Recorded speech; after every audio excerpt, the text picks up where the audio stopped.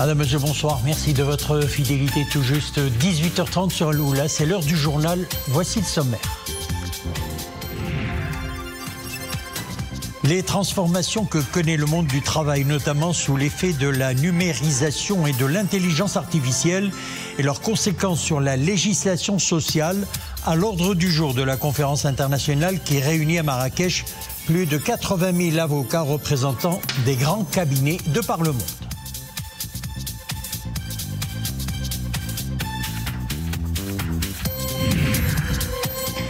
Tandis que des avocats en robe noire débattent du futur du métier, d'autres à la peau verte mûrissent sous le soleil du Gherb. La culture est très gourmande en eau, mais les dernières technologies permettent de faire des économies lors de l'irrigation. Reportage dans un instant.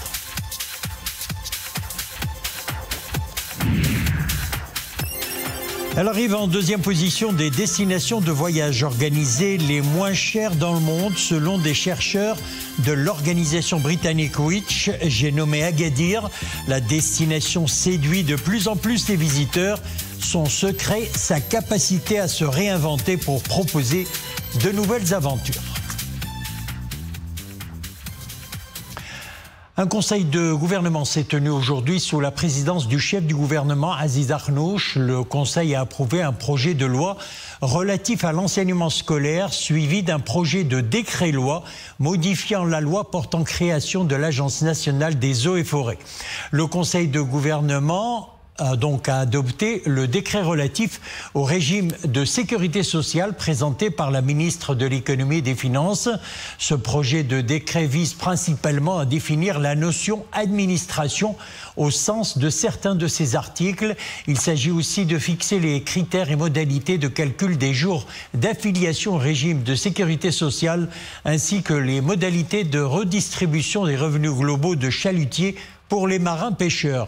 Le Conseil a également pris connaissance d'un accord conclu entre le Maroc et le Malawi sur l'entraide judiciaire en matière pénale, signé à Laayoune le 16 juillet 2024, ainsi que du projet de loi portant approbation de cet accord.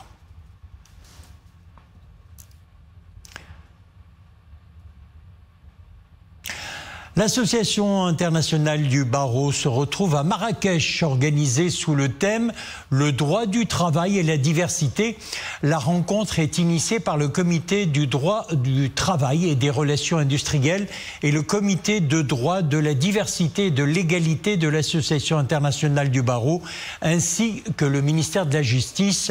Au cœur des discussions, les mutations numériques et leur impact sur le droit du travail. Amina Allam, Mohamed Hassan Meskour et Iman Ablo. Un grand rassemblement pour traiter des défis du futur. La conférence annuelle de l'Association internationale du barreau rassemble ici plus de 500 avocats d'une centaine de pays. Ensemble, ils abordent les développements juridiques les plus récents et les meilleures pratiques pour accompagner les avancées enregistrées dans le monde du numérique.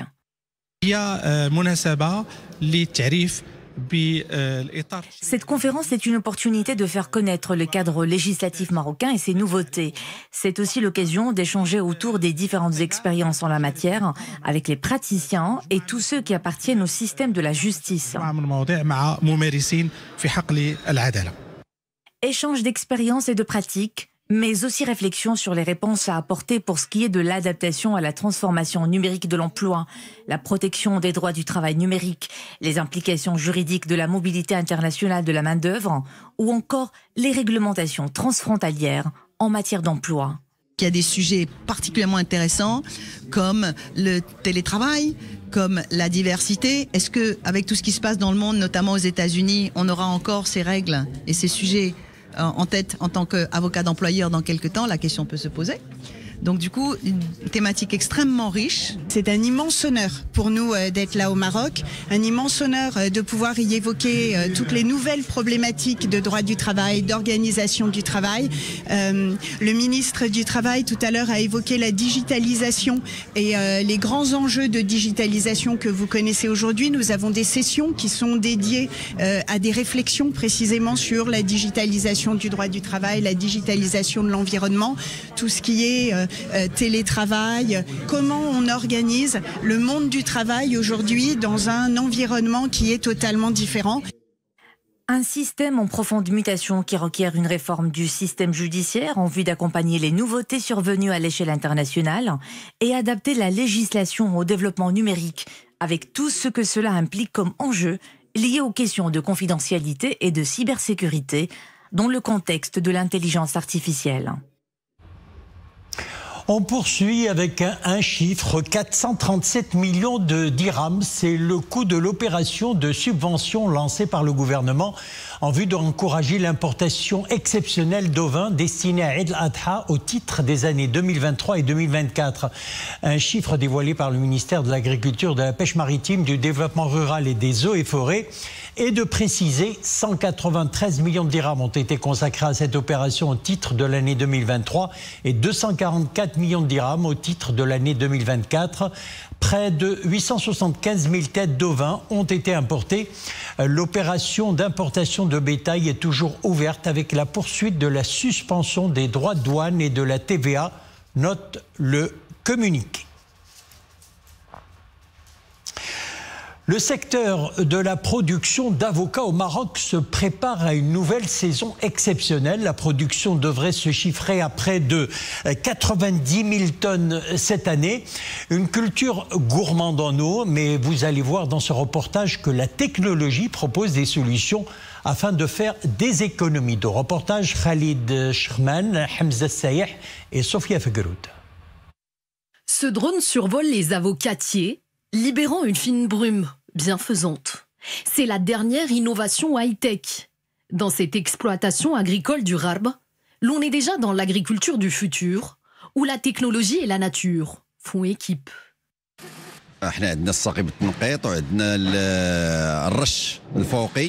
Nous irriguons les arbres avec le système de goutte à goutte, mais il nous arrive de les asperger d'eau les jours de canicule, car l'avocatier a besoin d'humidité. Nous appelons ce procédé la brumisation. Outre la brumisation, ces drones servent aussi à surveiller l'exploitation agricole et prévenir l'apparition de maladies qui peuvent toucher le feuillage ou le fruit. Autre mission, le traitement par pesticides. Les anciennes machines prenaient 30 à 45 minutes pour traiter 1 hectare. Avec les drones, cela prend 7 à 11 minutes. Pour l'eau, l'on utilisait jusqu'à 1 tonne à l'hectare. Aujourd'hui, l'on utilise 80 litres au maximum. Cela veut dire que l'on fait des économies d'eau. L'économie d'eau est essentielle pour la survie de l'activité. En utilisant les techniques d'irrigation nouvelles, les agriculteurs affirment que la production d'1 kilo d'avocat nécessite la même quantité d'eau que pour d'autres cultures, notamment les légumineuses. Le système de goutte à goutte reste imparable.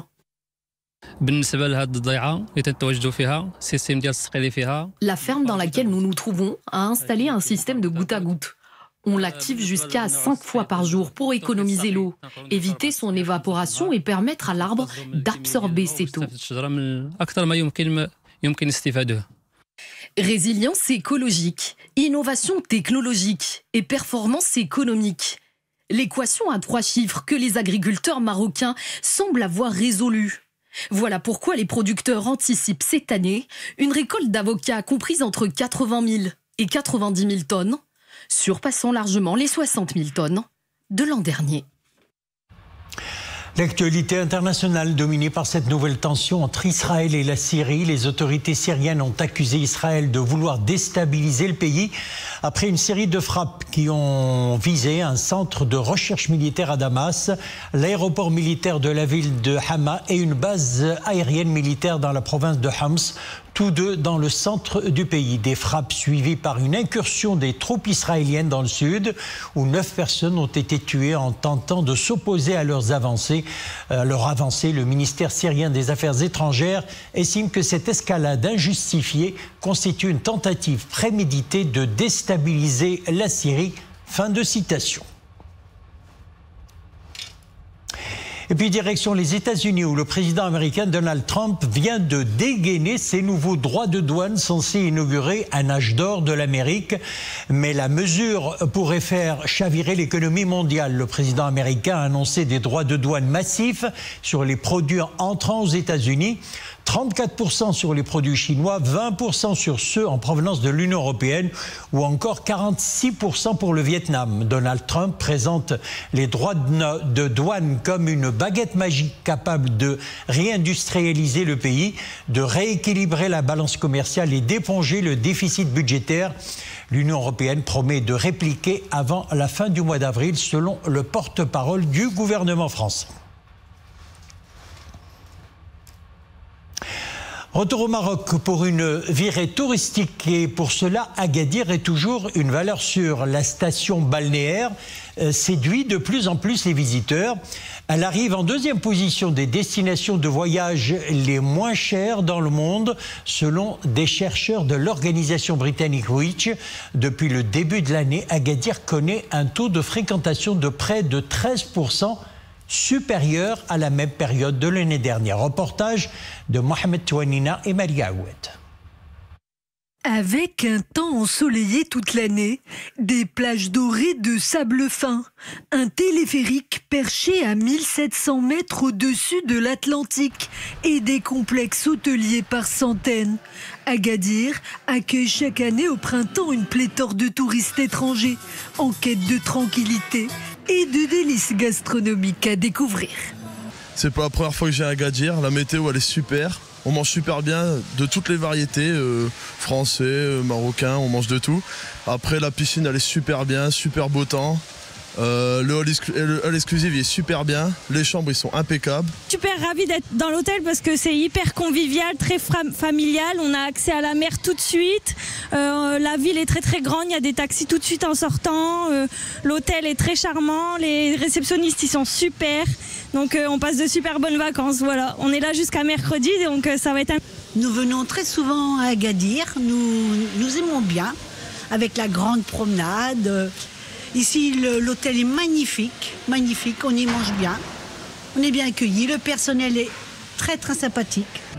Avec des offres touristiques défiant toute concurrence, des services individualisés au cas par cas et de nouvelles lignes aériennes, Agadir n'en finit pas de se réinventer.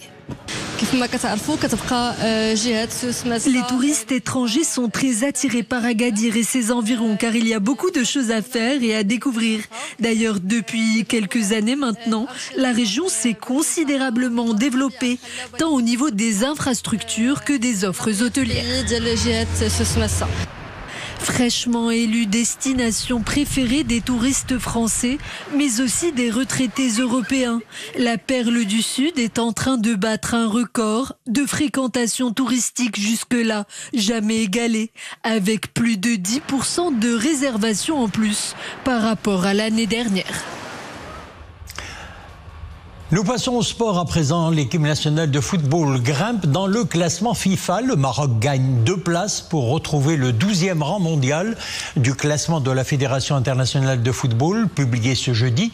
Les Lions de l'Atlas se maintiennent à la première position en Afrique devant le Sénégal qui a régressé au 19e rang. Au niveau mondial, le podium connaît du changement. Si l'Argentine reste toujours en tête du classement FIFA, elle est désormais suivie de l'Espagne, 2e. La Roja a profité d'un faux pas de la France en Croatie pour s'installer dans le fauteuil de dauphin. Les Bleus restent sur le podium sur lequel lorne toujours l'Angleterre, 4e. Football toujours avec les rencontres de la Coupe d'Afrique des Nations U17. Maroc-Zambie, c'est d'ailleurs ce soir à 20h. Ils seront auréolés de leur dernière victoire. Les Lions de l'Atlas avaient écrasé l'Ouganda 5-0. La sélection zambienne a battu quant à elle l'équipe de la Tanzanie 4-1.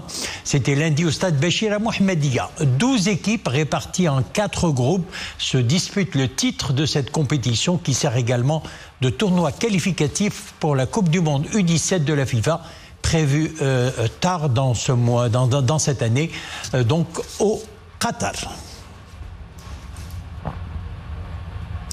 Parlons à présent de la petite balle jaune. Marrakech vit toujours à l'heure de la 39e édition du Grand Prix Hassan II de tennis.